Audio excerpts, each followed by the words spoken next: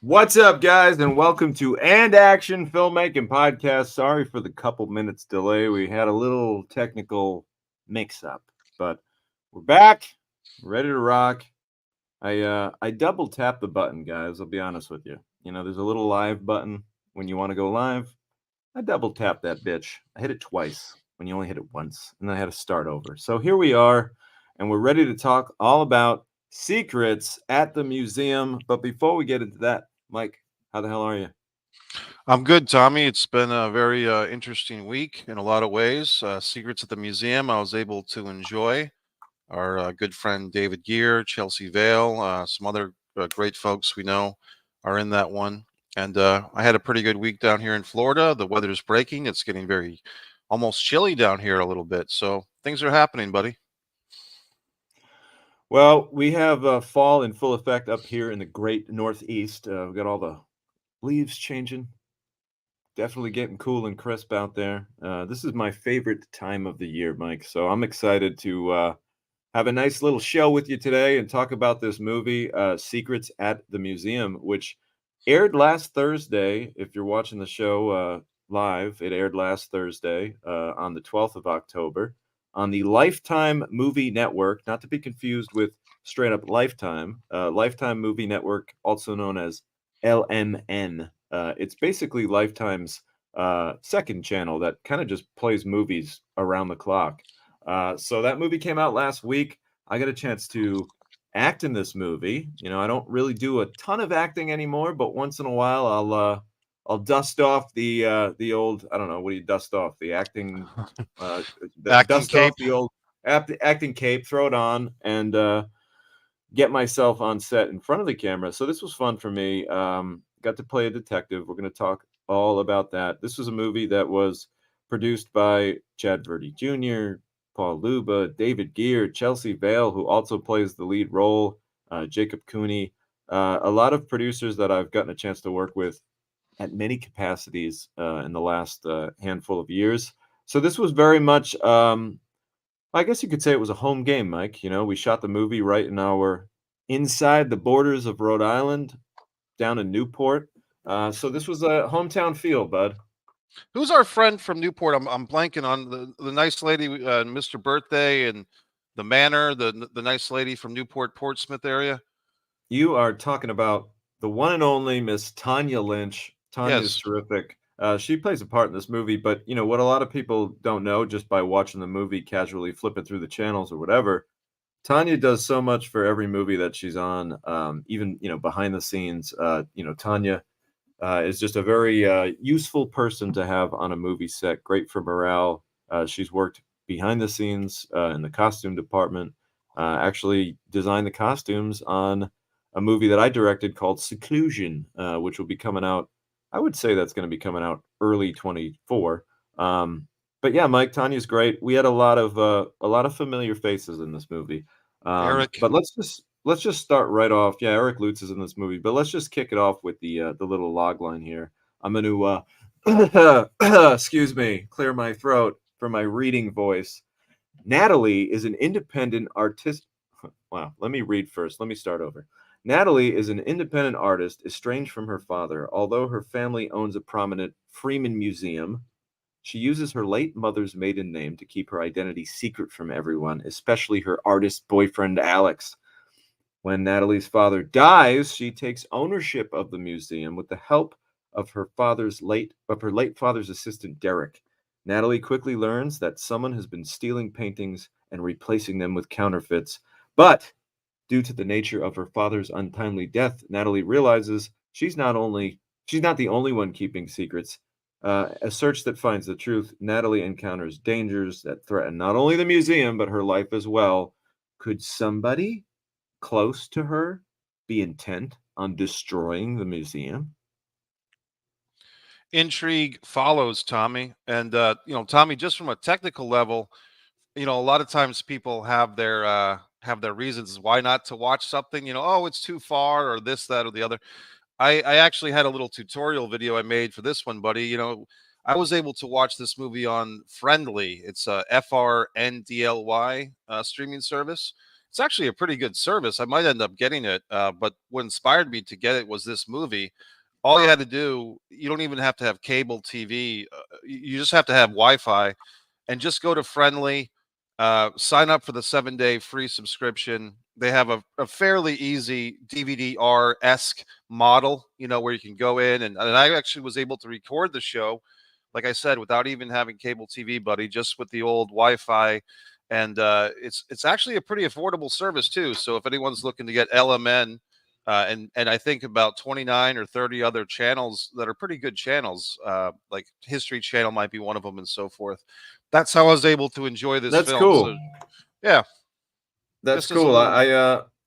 I love to hear that there are other ways to get the movie aside from traditional TV, and that is very smart of the powers to be at Lifetime to figure out a way to make it so that, like, all right, well, it ain't like it used to be. Not everybody has cable TV anymore. A lot of people have cut that motherfucking cord. So in that case, you gotta make yourself a little accessible to the new generation. So there you go, Mike. It's called Friendly. So you can just Google Yeah, that. Type it's spell it it's again for us. it's actually without the IE, so it's like FRNDLY. I'll make sure that I have it exactly for everybody. But that's how I watched it, Tommy. And Cool. it's Yeah, and apparently, Mike, we'll talk about the whole cast, but one of the actors in the movie also told me there's a way to watch it on YouTube as well. You can like stream it through YouTube. So if you're looking to watch this movie and you don't have cable TV, you are not limited. You can check it out a couple of different platforms. I would just start with this Friendly since Mike speaks so highly of it. Well, it's the exact thing. They should be underwriting our show at this point, but it's FRNDLYTV.com. And they had a monthly and a yearly subscription, and it's one of those deals where if you don't cancel within your 1 week trial, they end up charging you for it. They're So gonna just be hit you aware of up. that. But to be honest, Tommy, I might stick with it because it had some channels that, and I think you've been in other movies that have been on LMN, if I'm not mistaken. So I think it is a pretty good I am value for people. I am an LMN veteran, proud of it, and yeah, that's great, Mike. I'm happy to hear that, and you know, uh, anytime we can get a chance to get some entertainment on the cheap, we got to jump on that. I just want to say hey to everybody here. We got Stephen E in the studio with us today. What's up, Stephen? We got Ariana here. What's up, Ariana? Going to be seeing you later on. Stephen E says facts. I think he's talking about the we gotta get with the times here. Not everybody has TV anymore. Scott, my brother from across the pond, says, "Hi all. I'm on my way back from New York at the moment, so I can't watch live, but I can't wait to watch later. Hope you're doing well." Oh, thanks, brother. Well, we look forward to seeing you later. And hey, I hope you had a great time here in New York, here in the U.S. New York's a beautiful place to visit, especially this time of year. In fact, I believe there's a great Frank Sinatra song called Autumn in New York. All right, that's all I'm going to do for you. And that's really the only lyrics to Autumn in New York by Frank Sinatra that I know. But give that song a listen. It's beautiful, especially this time of year. Charlie Short Films, what's up, brother? I missed you, man. It's good to see you here. And Kim, what's up, Kim? Kim, I hope you're feeling better and back to 100%. I'm sure you are. But we did miss you at the film camp. All right, let's dive into some secrets at the museum. Let's tell you our dirty little secrets. Listen, do you want to hear a secret by the Beatles? A lot of great songs involving secrets. Those are the only ones I'm going to talk about right now. So Secrets was directed by Glenn Ciano, who, if anybody knows me on a personal level, knows that Glenn is one of my closest friends on the planet. He's been at this whole directing game for a long time now. And I want to say this is his, I don't know, maybe sixth feature film that he's directed. Could be his seventh. But Glenn had a really productive 2023. Inside of a maybe it dipped into a little of 2022, but inside of like a 365-day span, one full year, Glenn directed 4 movies. So he's been cranking these things out. And out of those 4 movies, I got a chance to actually be in 2 of them. So this was the second one that I was in working with Glenn. And again, Glenn and I go so far back, it's ridiculous. The first movie that I was ever in, that I ever had a speaking line in, which is a movie called Incubus starring Robert Englund, aka Freddy Krueger. Glenn directed me. So Glenn directed me in my first ever feature film. First time I got to run my mouth in a movie, and here we are, many, many years later, and I still get to walk on set and work with Glenn, and it's just great when you have a director that you've worked with so many times. You have these kind of nonverbal communications, almost, forms of nonverbal communication where I could kind of just look at me and say one or two words, a quick sentence, whisper something, and I know exactly what he's looking for. And we've just got a great rapport, aside from just being kind of the best of pals. We work together really well too. So I'm really proud of Glenn for making this movie. A lot of people don't know this, Mike, and we'll spend some more time talking about Glenn. But this is kind of like a tribute to Glenn's abilities. You watch this movie, you'd never know it, but we shot this whole movie in 11 days, Mike. That's pretty impressive to shoot a movie in 11 days that gets picked up for basically worldwide distribution through Friendly TV and through everything else on LMN. So that's pretty awesome. And just speaking on Glenn for a second, I think I've actually known him longer than you, buddy, because I knew Glenn back when he made this very low budget stand-up comedian movie, way back when, and I knew some of the comedians in the film, and I got to know Glenn through that, and I think he was actually a guest on my old Mike Messier show that was on public access in Rhode Island, Wow. and so I've known Glenn for quite a long time, and he does have a daughter now that's acting. She was in Mr. Birthday, and so Glenn's doing quite well for himself. Yeah, Glenn is a hard worker, and he's kind of, this is the kind of business that, there's a lyric in an Eric Clapton song. He's talking about playing the guitar, and the lyric is just "You'll be good if you don't quit," you know. And that's kind of the thing with Glenn, like this is a tough game, and you just got to hang in there. And Glenn's hung in there for a long time now, and the opportunities keep coming his way. So consistency is key. That's one of the things that I think that you'll find in any art form. Over the period of a longevity says a lot about an artist. Yeah, the wheels eventually fall off, but until they do, go as far as you can, right? Well, hopefully, my wheels will fall off all at the same time in a fiery explosion, and it'll all just go at once. That's my hopes and dreams, at least. So let's talk about this, Mike. You mentioned Eric Lutz. Eric Lutz is also in this film. Ironically enough, Eric Lutz just texted me literally like 2 minutes ago while we were doing the show. I'm going to be doing a table read with Eric this weekend. So Eric's a terrific guy and a really great talent. I would say, he's had a lot of success. He's done a lot of things, but I would say the most notable show that he was on a TV show called Caroline in the City, which it was kind of sandwiched in between Friends and Seinfeld for quite a few years. I think it ran for about 5 seasons, something like that, in the mid to late 90s. And think about that, guys. Imagine being the TV show sandwiched between Friends and Seinfeld. It's like those are the two most iconic shows you could argue of all time. Caroline in the City came on at 8:30, right in between the two of them, and they were called bridge shows. I'm going to give you a little lesson. Here's a little lesson on old school network TV. Back in the day before DVRs, when people weren't just haphazardly recording whatever the fuck they wanted, you Right. actually had to like sit there sometimes, and you'd get, I don't want to say stuck, but you'd find yourself in a position where like, all right, my favorite shows come on at 8 and 9, but I'll have a little break at 8:30.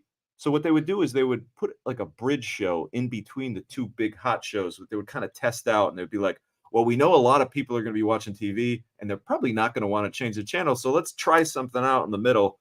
Caroline in the City was one of those bridge shows between Friends and Seinfeld, and a lot of people watched it. And I want to say Eric played like the quirky neighbor down the hall kind of character. Played So Del Cassidy, and the star of that show was Leah Thompson, who everyone remembers as the mom from Back to the Future movies.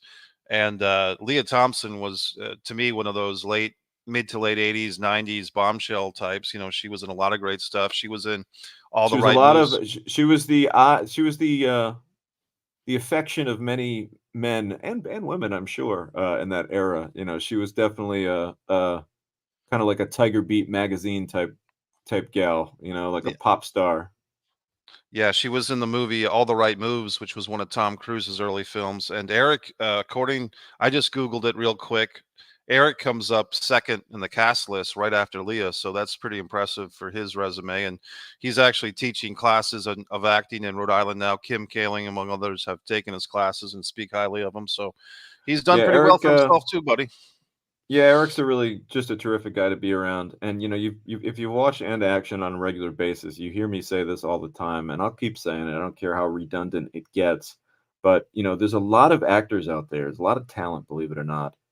And it's almost like with like studio musicians and music, it's like, yeah, everybody can play the guitar that way. Like everyone's a highly trained guitar player. But sometimes you want to play music with people that are kind of really cool and nice and easy to be around. So, not taking anything away from Eric's abilities, he's super talented. But I think one of Eric's greatest attributes is just his ability to kind of get along with many different types of people and kind of you know, uh, win the affection of many different groups, and he's fun to be around. And hey, if you're fun to be around and you're talented, you're gonna get the phone call quite a bit if you're an actor. Those are the two kind of things where it's like, a lot of times we hear the opposite. Like, oh man, so talented, but whew, what a fucking pain in the ass to deal with. We've heard that narrative many times. It's nice when you get both the talent and the disposition, Mike. Well, it's like if you're Marlon Brando, that works, or that worked. Rest in peace to Marlon Brando, because he was apparently a little bit difficult. Did he But pass away? I thought he did. Maybe I'm I'm just wrong. kidding. I'm kidding, Nick. He's been dead for 25 years. Okay. Well, with Marlon Brando, he was, notably a bit difficult to work with, apparently, even by his own admission. I think he was challenging. Let's put it that way. But I think if you're not Marlon Brando, especially in 2023, when everybody has got a social media presence, or almost everybody, and everybody aspire, not everybody, but a lot of people aspire to be actors. A lot of people take some acting classes. The point is, there's just so much competition now. Nobody is so talented or so unique that another ass won't fill their seat as soon as you leave it. So you have to be agreeable. You have to be amenable at times. And sometimes as artists or actors, we want to throw our egos around. We think we're so, high and mighty. But the reality is, like I said, there's always somebody else chomping at the bit to take your spot. That is a fact. Anyone who doesn't think they're replaceable, you better check yourself because we all are so motherfucking replaceable in this business. Right from the top director in the industry, if something goes a little funny, okay, have a nice day. We're gonna hire someone else, or you could have the biggest talent on the planet, but if they're not getting along with other parts of the cast, well, they could quickly see the door. So yeah, personality's big in this business. Let's talk about some of these personalities. I want to go over the cast and kind of do a deep dive on that. We forgot to mention, and I don't know how we did because he's spoiler alert, pretty much the main villain in this movie. But that's Jonathan Lipnicki, who Jonathan Lipnicki is probably best known. The two movies that people would best know him for happened a while ago when he was a little kid. Jonathan Lipnicki was a child actor who kind of like exploded on the scene in a movie called Jerry Maguire. Show me the money. Jerry Maguire came out in 1996. It was nominated for an Academy Award for Best Picture. It is a phenomenal, phenomenal film. And Jonathan plays this adorable blonde-haired little kid with spiky hair and these big, thick glasses, and he's just one of the cutest little characters you'll ever see in a movie in that film. And he kind of won the hearts of America in that movie. He was, playing the son of a single mom, Renee Zellweger, who was hardworking, playing opposite Tom Cruise, of course, has some great scenes with Tom Cruise. And he's also in Stuart Little, the adorable movie about the little mouse. So Jonathan, big child actor, in the '90s, and then of course has been working ever since. I got a chance to be in a couple movies with Jonathan in more recent times. I was in a movie with him called Pitching Tents. I was in a movie with him, which was also produced by David Gear, who produced this movie. I was in a movie with him called Altitude, which we shot in Los Angeles. And Jonathan and I always hit it off. He was always so nice to me. People that are kind of already in the business. Sometimes, yeah, they could be a little rude. They could be a little like, "Yeah, buddy, who are you? You're like the new guy," kind of thing. Because when I first started working with Jonathan, I was very inexperienced, and remember, I'm in my 20s, just starting this thing, and he had been doing it his whole life. So there wasn't a shred of arrogance. There wasn't a shred of like, oh, who's this guy? He was just so nice and so welcoming to me from the very first day I met him. We've actually got a chance to, on occasion, hit the town, and I've had a couple of really fun nights out in LA with Jonathan. So Jonathan's an awesome guy. I can't say enough great things about him, and I think he turned in kind of a really different performance than anything I have seen him do in this movie. Very dark, and also the funny thing about Jonathan is, for the Brazilian jiu-jitsu fans out there, Jonathan's actually like a highly accomplished Brazilian jiu-jitsu practitioner. I want to say he's a brown belt in jiu-jitsu. Uh, so don't fuck with Lipnicki. He'll break your motherfucking arm and snap it like a twig. Word to the It's wise. it's just interesting, Tommy. It's like that movie Jerry Maguire. It's one of the how many movies can even have one pop culture phrase, show me the money? How many movies get like one of those? This movie actually had two because I think the other one is You Complete You Me. complete me, Mike. You Right. complete me. Yeah. So I mean, how many movies, Tommy? Even the Star Wars or even the Empire Strikes Back or Raiders of the Lost Ark. As far as catchphrases, how many movies get not one but two? And No, also, I want that's a great point, Mike. yeah, and just want to give him credit too, because Tommy, we've seen so many child actors, Dana Plato from Different Strokes, and everybody who's gonna Corey Feldman's had his issues, whether it's his fault or not, but just so many child actors go through so much torment and some of their own choices made by their parents or their managers. But Jonathan, to his credit, has done very well for himself, and from all accords, he's quite a regular guy when it's off screen. So credit to him for being just surviving childhood Oh fame. yeah. Oh yeah. No, listen, he is so well adjusted in terms of like a guy who had enormous fame, probably at the age of 5 or 6 years old. Talk about an adjusted cat. Really great guy. Let's talk about the rest of this cast. Stephanie Prada, new actor on the scene. I'm pretty sure this was her debut. We had a scene together, although a very brief one. Very nice person. I hope that she gets a chance to have more opportunities down the road. Uh, let's talk about my man Forrest Quaglia. Beautiful Italian name. I've always loved Forrest's last name. A lot of people. He's told me before. He's like, oh, people mispronounce it sometimes because it's got a Q and it's got a silent G. It's spelled Quaglia, but in Italian that G you don't make that sound, and it's just Quaglia. But it's a really nice name, and Forrest is a terrific actor.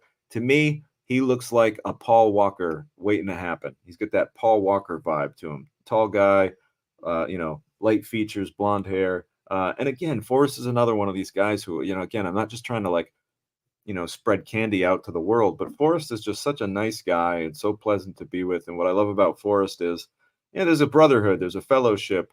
I could go 4 or 5 months without seeing Forrest, but if I bump into him on a movie set, it's as if we like flash the secret gang symbol or whatever the fuck, and like we're brothers, we're like best friends on the movie set together. So I love working with Forrest. Dominique Swain is a really, really talented actress. She has a very small part in this movie. She was only there for a couple days, but I think that you can tell just even from when she's on screen, she kind of uh, she makes the most of her minutes, Mike. And I got a chance. She's another one that I got a chance to direct uh, in Seclusion. It's kind of funny. There are a few actors that are in this movie that are also in Seclusion, and a lot of that has to do with Seclusion was also produced by Chad Verdi Jr., Paul Luba, David Gear, Chelsea Vale. So a lot of the same producers that are using some of the same actors and some of the same cast. I mean, as far as the crew goes, I want to say this was probably like 80 to 85% of the crew. Maybe that's a little high, but 75% of the crew on Secrets at the Museum were my crew on Seclusion, which we shot just, a few months later, 2, 3 months later. So it's fun to work with people that you work with all the time. We're going to get into the crew a little bit later. I just want to keep going down the list. I don't want to forget anybody. Sure. Chris Whitcomb, aka Witty. plays a young attorney in this movie. Great performance for him. Chris is another just super reliable actor. That's another thing. We talk about being nice, we talk about being friendly, but reliability is huge too. Just like a person that is going to show up. They're not going to be late. They're not going to give you a hard time. They're not going to disappear on set. They're not fucked up. They're not doing drugs. They're cordial to everybody. That's the kind of guy that Chris Wickham is, aside from the talent. Because again, remember, guys, at this level, we're talking, like Mike said, this is a worldwide movie. It's going to be on TV everywhere. We assume that you're super talented just to be here. You know what I mean? Like, you kind Right. of have to be just to get in. So it's like, at that point, it's like, yeah, everyone's good. Let's kind of make sure that we can vibe together. Um, Ari Brisbane's in this movie. Really great performance by Ari. I've gotten a chance to work with Ari many times. He's another very reliable guy that's great to be around. Um, she didn't have a huge performance, but shout out to Leah Lockhart. Leah Lockhart actually played my, I guess you could say, like, my deputy in this movie. I was a detective, and she was the uniform officer that sort of watches my back. And although it wasn't a huge part, she really had a great presence in this movie, and she has some great content on Instagram. So check out Leah Lockhart on Instagram. Scout Lyons is in this movie. I've got a chance to direct Scout many times, and she's a close personal friend of mine for many years. In fact, it's kind of funny, man. Time flies by so fast. Scout and her sister were middle school background actors in my movie Almost Mercy, which was like my second movie. So my second movie, I'm directing the movie, and Scout and her sister are like, 12, 13 years old on set. And now Right. Scout's in her 20s, and she's, playing parts in the same movie as me. So it's kind of fun to see those connections kind of develop over the years. Hope Blackstock, really talented. Hope is another one that's in my movie Seclusion, and she has a sad ending to this one. I won't give away too much, but poor Hope. Uh, you know, she had a rough day at work in this film, but she turns in a great performance. And let's just spend a minute talking about my friend and a very hard worker by the name of Chelsea Vale. Uh, Chelsea was really kind of like the heart and soul of this movie. Yes. Um, she wore so many hats. She produced the film, but obviously plays Natalie Freeman. She is the main character in the movie. It's her family's museum. It's her father who passes away, with some foul play involved, and she's right there in the middle of this movie. I want to say, you hear this phrase a lot, about actors like, oh, they're in every frame of the movie. I feel like Chelsea's in almost every frame of this movie. Like, I can't think of too many scenes. I just thought of a couple, but aside from a couple scenes with like Forrest and Scout, like, I'm pretty sure Chelsea's in just about every scene in this movie, which, as you can imagine, making a movie in 11 days and you're in every Right. single scene, whew, what a crazy run that must have been for her. And on top of that, she's producing the movie, which means, she's doing everything from, and I'm sure she had a ton of help too. It's not just she's the only one doing it, but she has to be responsible for things like catering, things like casting, things like dealing with the production company, things like dealing with, any issues with the location, constant phone calls, text messages, emails. So to be doing all that shit with your producer brain and still maintain focused on the character and focused on the role that you're playing and focused on the movie and keeping the story progressing and looking the part too. I mean, it's always, a lot of people don't realize the physical challenge of like looking your best all the time. Meaning, like, got to make sure you get plenty of sleep. You can't be like, you don't want to have like you don't look like a zombie on camera. So just talk about like a mountain of a mountain of responsibility Chelsea had in this movie. And not only did she pull it off, but she really hit it out of the park. And, I think that I've seen Chelsea in a lot of movies, and I'd say this is her best work yet. Yeah, she really seems, for lack of a better word, comfortable or in her element in this film. As in, you can tell that she's doing a great job. And what you just said about being a producer and the lead actor or actress in a movie, what it reminds me of, quite frankly, Tommy, is this year a big success for Hollywood blockbusters is Barbie with Margot Robbie. She was signed on as a producer for that project before she was cast as the lead actress as Barbie. And I would say that Chelsea, in a lot of ways, once the actual filming of Secrets at the Museum began, she probably had it harder than Margot did, because I'm sure Margot had 200 Yeah, assistants doing all the work. But I'm something sure, tells me that Margot's producer credit had a little more to do with a creative way to pay her, Mike, yeah, yeah. But I'm than it saying that, did with anything else. But yes, right, I understand. Yeah, she Chelsea's she actually, wasn't calling the fucking caterer saying, "Hey, why is lunch late today?"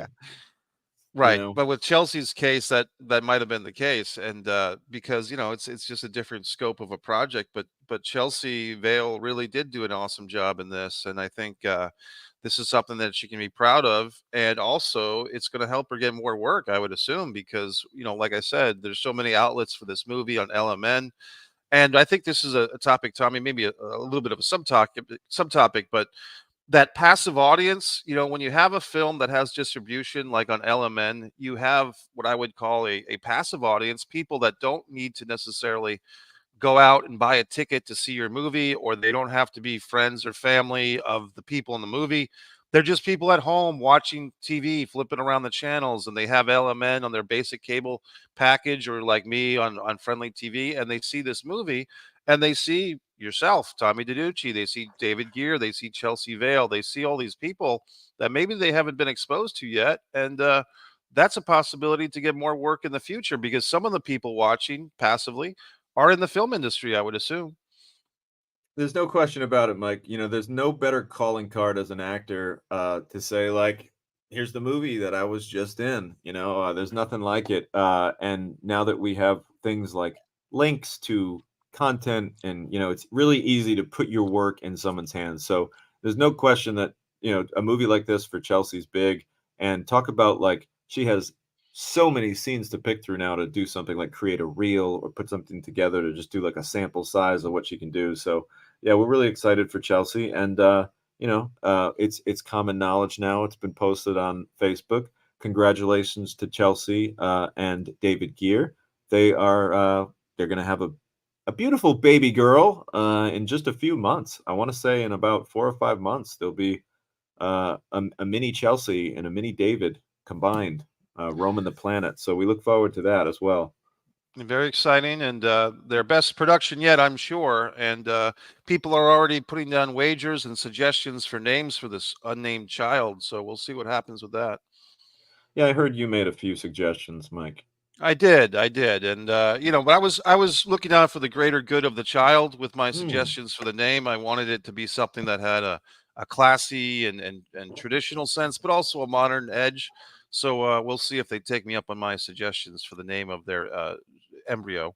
Hey, drop your comments down if you got any name ideas. We're looking for a girl's name for David and Chelsea's baby daughter. We'll run them up the flagpole and see what we can do. Drop them down in the comments. Mike, you're always, and I mean always, out for the greater good. And that's what I Yeah. love about you. I really mean that. I'm not just talking shit. Sometimes you do really weird things that come off as crazy and bizarre, but in reality, your heart is always truly in the right place, and I Thanks. appreciate that. Big picture guy. He really is. He's a genuine fella, and that's why we like him. Thanks. All right, let's talk about David Gear. Right, that's probably the one guy we didn't really get into as far as the cast goes. I'm gonna tell you a fun story about David Gear in this movie. David is a bit of a stuntman as well. He's a great actor, and I'm not saying this as a knock to him because he is a great actor, but I personally think he's an even better stuntman. Meaning like his ability to take falls, his ability to replicate combat on screen, stage combat, and really as a coordinator, he's really great as far as like his ability to convey to actors how to take those kind of bumps. So I'm really excited for like any chance I get to work with David, because here's another little side note. David and I are both like wrestling geeks, ever since we were kids. So like we love wrestling.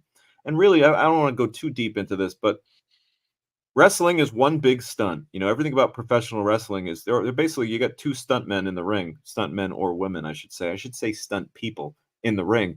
So the reality is, anytime David and I get together to do some stunts, it's great because we get to just play. And in this movie, David was doing, in my opinion, a very dangerous stunt. David was going to get struck by a vehicle. He's going to get hit by a car. We've all seen this stunt many times in a movie, but it's the classic. They call it the hood rollover, windshield bump. It's when the actor gets struck from the front of the vehicle, rolls onto the hood, uses their back to smash the windshield, and then rolls off of the car. Now, here's the thing about that stunt, guys. There's really no way to fake it. The Right. actor is actually going to be struck by the car, but there's a lot that goes into it in terms of the person driving the vehicle, who in this case was producer Paul Luba, who said, "Damn it, if anyone's going to run David over by accident, it's going to be me." That's a great leadership quality on his point. Yeah, He's like, I'll take the heat off of I'll do anyone. it. That way, and who knows, maybe Paul had some pent up aggressions, and he was Yeah. like, for that one time that you didn't, whatever. But no, Paul was driving, so Paul was, we had a responsible driver because he had to keep it at like I want to say no more than like 14 miles an hour or something like that while he's driving. And now David's job is to basically time it out so that when the car is close, he basically leaps and flips his body around so that the small, the big part of his back hits the hood, and then his body rolls onto the windshield, and boom, his back cracks open the windshield. Because believe it or not, as fucking scary as this is to think of, it doesn't take as much as you would think to crack a windshield. I mean, really, just to spider out a whole windshield. It doesn't take a lot of force, especially when there's a fucking car driving towards an object that weighs 175 pounds. So I I was working that day and David was doing the stunts. So I said, Dave, if you don't mind, like I feel for you. Like I'd like to kind of be uncredited your assistant stunt performer today. And I talked to Glenn and I was like, if you don't mind, like I just want to like make sure David doesn't kill himself. And I've done this stunt before. I had shot a movie where we did the same exact stunt. So Glenn was like, yeah, of course. And I'm sitting with David and I'm talking about how we're gonna do it. And I'm like, brother, and I have a specific special pad that I've used on movies before called a gator back. And a gator back is basically just a motocross back pad that you'd see like a motorcycle biker wear. Right. And it protects your fucking spine, which is a pretty important thing to protect.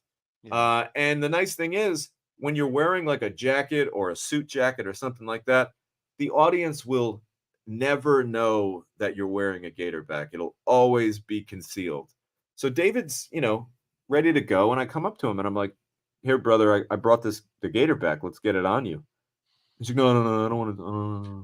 I'm like, what do you mean, no? He's like, no, I don't want to use that. It's like bunchy, makes my shirt look weird. I'm like, nobody can tell you have it on. It's not gonna.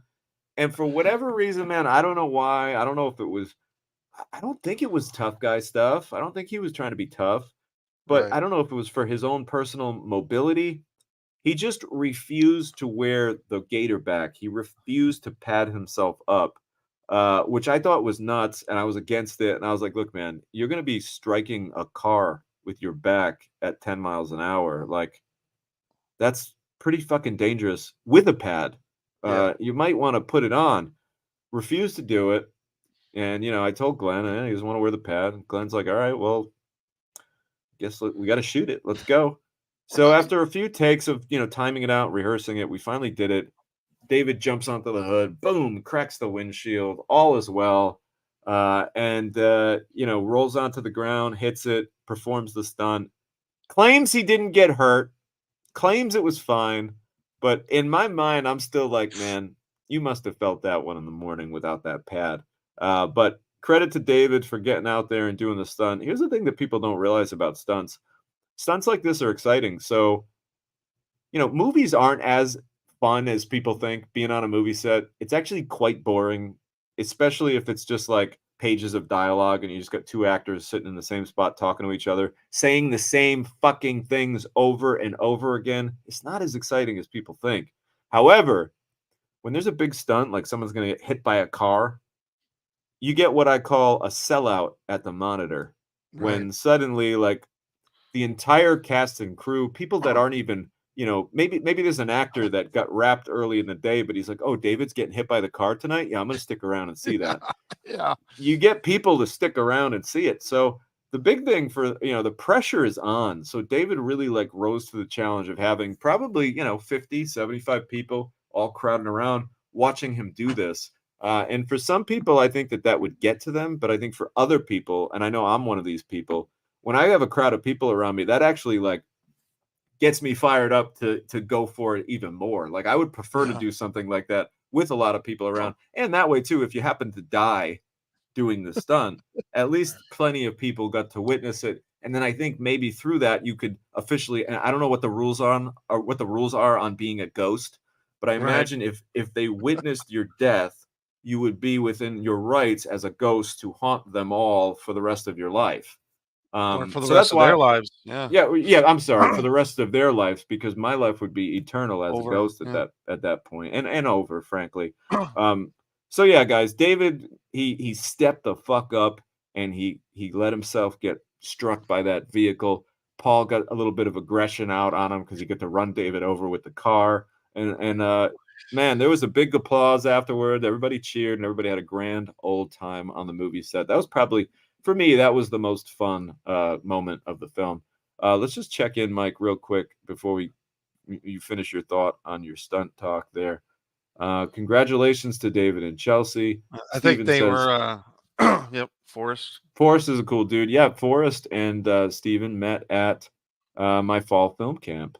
Um, I think we're Gloria. naming David. We're naming David and Oh, that's a Chelsea's this is baby. a yeah, Gloria could be a Gloria Gear. That's kind of a Curly nice ring curly to it. headed curly headed red wanted to know my suggestions, so I will share them publicly. I guess I don't want to jinx my chances of naming the child, but my suggestions were Callie for like a modern name, Callie, Cali, and given the filmmaking connection with Chelsea and David, Oh, I thought Callie Callie, Gear, Callie Callie was a Gear. nice Callie Gear, and then my most traditional old school suggestion, Tommy, was Victoria.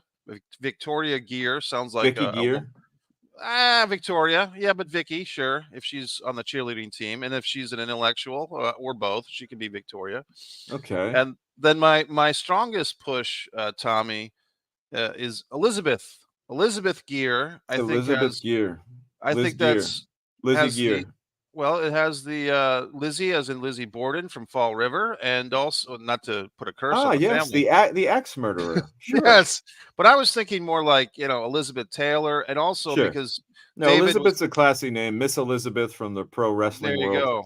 I Yes, got you, that. brother. So I like Elizabeth Gear, and the also thing, buddy, is if you look at Chelsea's name is a C, and then David's name with a D, and then Elizabeth has an E, so you have a nice CDE effect. God damn, Mike, you put some thought into this. We I appreciate actually that. did.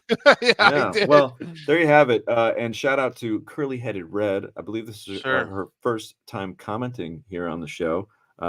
That's Jacqueline out there, very talented artist.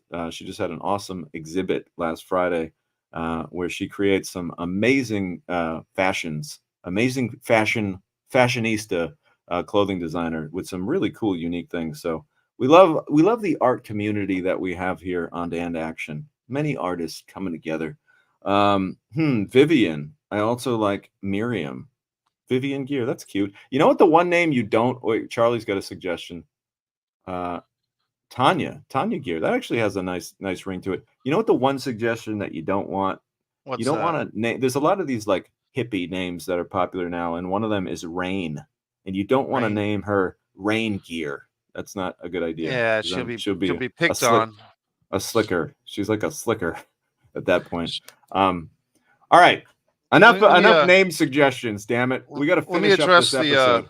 let me address that car thing, buddy. It makes me think, first of all, of David taking on that stunt of the Jerry Lawler, Eddie Gilbert scenario in Memphis back in like 1984, where Jerry Lawler took that stunt in Oh, live time, Memphis television, no retakes, parking lot. And I mean, I think he kind of set the standard for all of us. And then I remember, Tommy, that I kind of, my character at least took this stunt in the Mick and the Trick movie in Pennsylvania. And it was Nick Principe who kindly stood in for me as the body double. And I believe watching him do the stunt for me, I was actually wearing the gator back watching him do the stunt because I was so concerned about my own health just watching Nick do the stunt that I wore the padding while he did the stunt.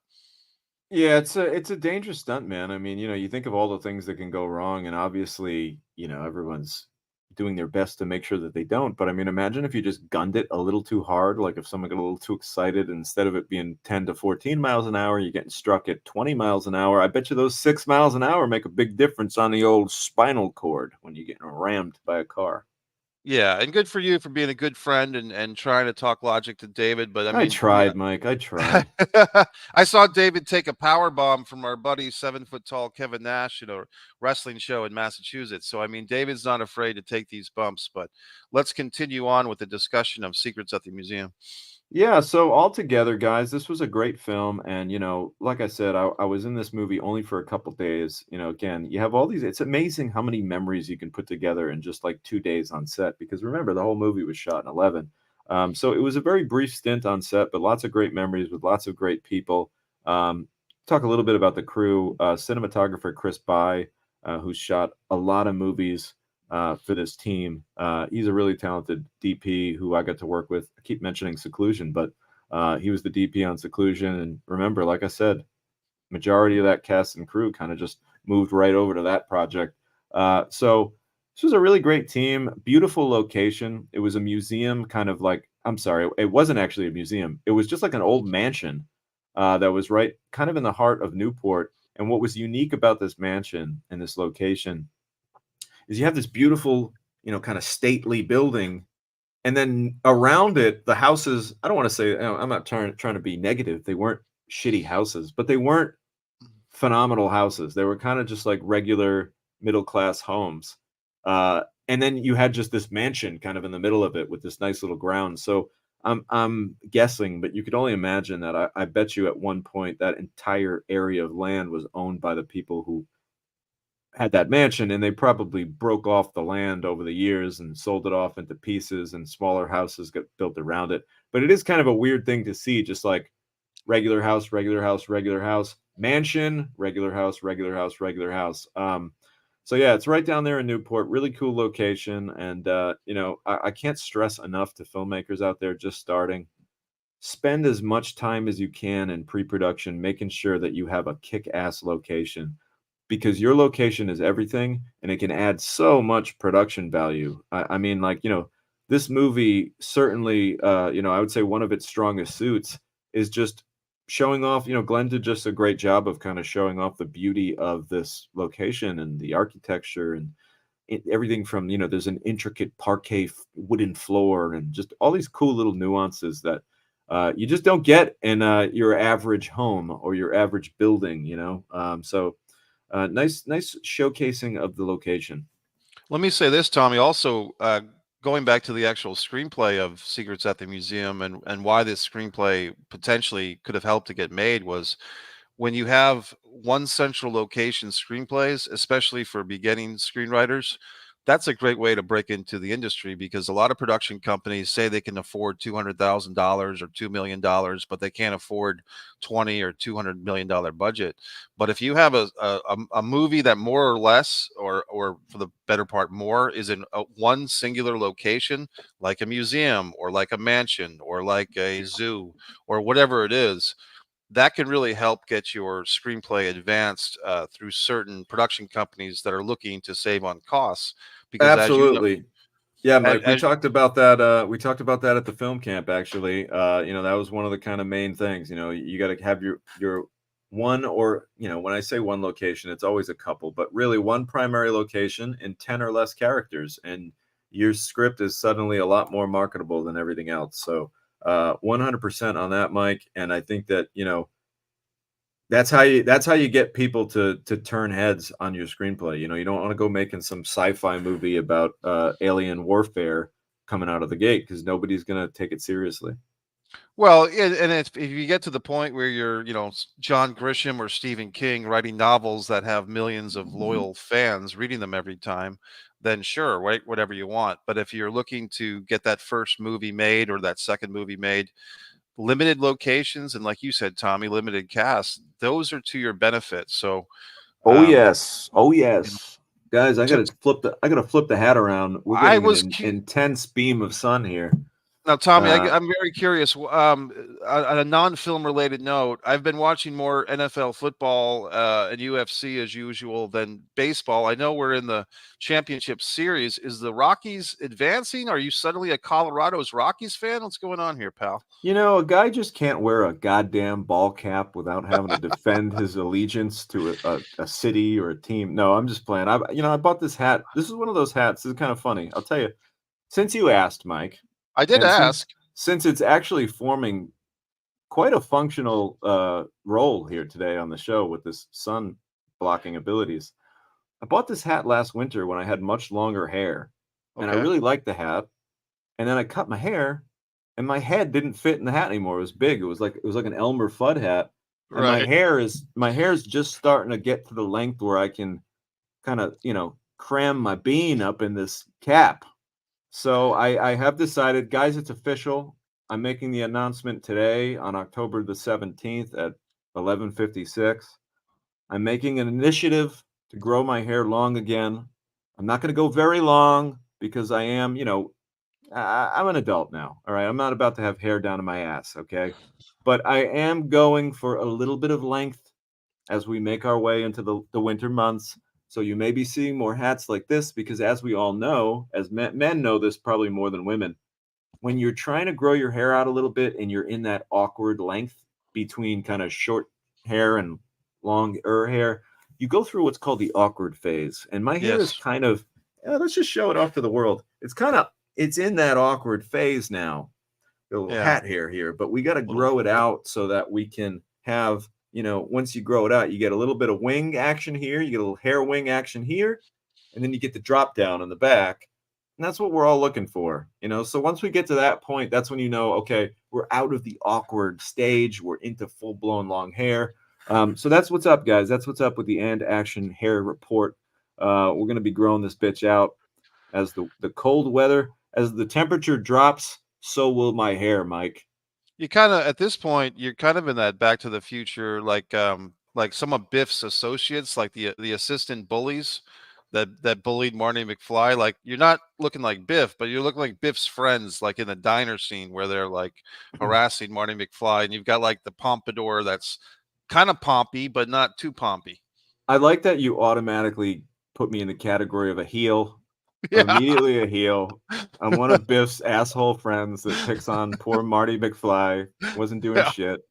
But you know what? I appreciate that. And sometimes if the shoe fits, wear that motherfucker, right? Wear Um, it out. so yeah, guys, we really appreciate you watching along with us and talking about Secrets at the Museum. If you haven't seen the movie, again, like Mike said, you can check it out on Friendly. One more time, Mike, how do you spell that shit? Yeah, it's FRNDLYTV.com. And in our private engagements, David was very generous to say that I helped him with his acting because I did some acting coach via phone Oh call and yes. text. Yes, Yeah. Mike, shout out to you real quick. We'd be remiss to not say David actually came up to me at the premiere and said, "Hey man, I just Mike did such a great job with me on this movie," and he gave you a nice little shout out at the theater for helping him with his performance. So, Yeah, I any appreciate actors that. out there, if you're looking for that private one-on-one training, you got a big role coming up, shoot Mikey a DM, and he'll give you some coaching. You can do it through Zoom, right, Mike? You don't have to be in the Yeah. same room. You don't have to be in the same state. Yep, not even the same country, Tommy. One of our loyal watchers, Laza, Lawrence Laza from Australia, actually took a 3 seminar class with me about 2 years Beautiful. ago. And Lawrence is not here today. At least he Yeah, hasn't commented. shout out to Lazo. We miss him. I'm sure he's gonna Yeah, watch it later. I mean, he is in Australia, so he is literally like living in tomorrow right now. So it's all good. he's in the big great kangaroo race, the annual kangaroo race. And we actually had a 90-minute Zoom call off the books this week. Me and Lazo, very interesting stuff. I did want to mention one of the actresses in this movie, Dominique Swan. Tommy, she's actually had a huge career. She has, and She it's was in just a quick correction. It's Swain, Swain, Dominic yep. Swain. She was in The Good Son with Macaulay Culkin, played Macaulay Culkin's little sister Quinn, Brother. 1993. She's That's the daughter. She's the daughter in Face Off. How cool is that? Yeah, that was my next one. Adrian Lyne's controversial adaptation of Lolita. She was in. She was in Face Off in '97. Alpha Dog. I mean, and so Tommy, when I saw her pop up in this movie, and I actually did think the whole time it was Dominic Swan, but it's Dominic Swain. I kind of like Swain. Swan too, but it's Swain. I was That's really not her impressed that name.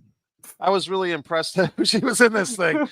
But I like naming people. I'm naming embryos. I'm naming fetuses. I'm Oh naming my good actresses. lord, Mike. But I Can we mean, make that a Dominic t-shirt available on andaction.com? Naming embryos.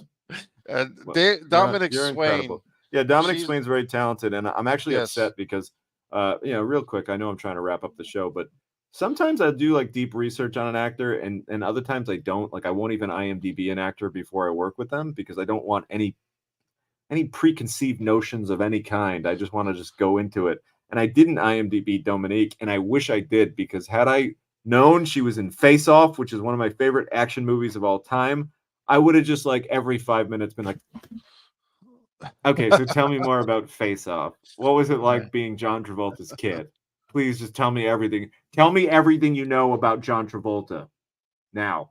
yeah. Um, so yeah, that's how I would have been. So it's probably a good thing because I would have been weird on set if I just You kept would have asking her. fanboyed Miss Hard. Dominique. Yeah, Just to be a degree of separation from both Nicolas Cage and John Travolta would have really got me going. So yeah, guys, we appreciate it. Quick, just we're gonna plug some stuff now, guys. We really appreciate you watching along. If you haven't already, hit that subscribe button on my YouTube channel. It's Tom DiNucci Film. If you're just watching, maybe you haven't subscribed, maybe you forgot.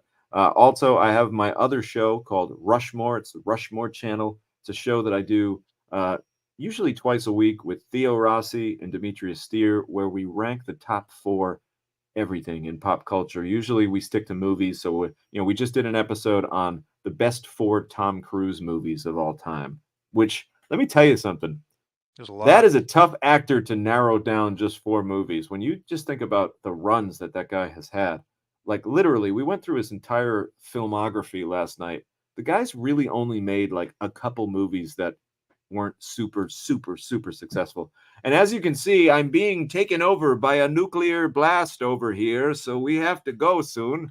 I'm very bright, and I can't see a damn thing. But the truth is, we had a great time talking about secrets at the museum. Mike, do you want to plug anything before I get eaten by this Yeah, eclipse? yeah. I think I just say that I've got a couple of new YouTube channels out. One, Mike Messier has Mike's Instant Movie Reviews. I just saw that Almodovar short film last night, and I did do a Taylor Swift Eras Tour Ooh, concert nice. review. Tommy, I was Swifties. there. Very unique experience. I had never been into a movie theater where people were standing and singing and screaming at the screen, and it was all very accepted. So quite an unusual experience for me. And then one artist, Mike Messier, has my shorts about my artwork. And the best way to follow me, Tommy, is you go to mikemessier.com, scroll to the bottom of the screen, and I have my Stand Me on Social section where people can just follow me on Twitter, Instagram, and all that good stuff. And And every as we everyone should do that. Everyone should follow Mike. He's a great follow. And as we close this show out, was there something else you had to say before I wrap it Well, up, Mike? I just noticed that Ariana Pacheco chimed in for the first time this week. She says Tom's about to go beam me up, Scotty. Stephen E reminds everyone, don't forget the thumbs up on the video. I appreciate that reminder, Stephen E. And Stephen E also gives Laza a shout out. And Stephen E recommends that David name his child, his female child, Tommy, Tommie Gear. So that's Stephen E's Wow. uh, And that's suggestion. it. And I don't, Well, Tommy's nice. yeah, I don't know Girl's if that's, name, different. I don't know if that's tongue in cheek as the kid, as we say I in the bet South. you something tells me it probably is, as they say in the South. But Yeah. here's what I want everybody to do before we close out this episode. I want everyone to just kind of close their eyes and picture my dear friend Mikey Messier sitting by himself, watching the Taylor Swift movie, all by himself, surrounded by a packed house of screaming 12-year-old kids. That must have been such a funny sight. And if I could have gotten a photo of you just kind of like with your popcorn, here's Mike, just surrounded by children losing their friggin' mind. Like, God, that would be a That'd be your Facebook wall photo wallpaper. Just you in the theater surrounded by crazy Taylor Swift fans, but you're no selling it. You're just like eating the popcorn. All right, I hope everybody got the same visual I did. And Mike, you've got nothing to say for that one, but you know what? You were doing it to promote your channel, and you're doing a review. I'm doing it to promote Taylor Swift because she needs my help, Oh, Tommy. okay. She Right. Yes. she needs Yes, me to put her over. She definitely needs all the help in the world. All right, guys, this was a lot of fun. We just hit the 1 hour mark, which means it's our time to say goodbye. Until next week, we'll see you on And Action next Tuesday at 11 a.m. I hope to see you there.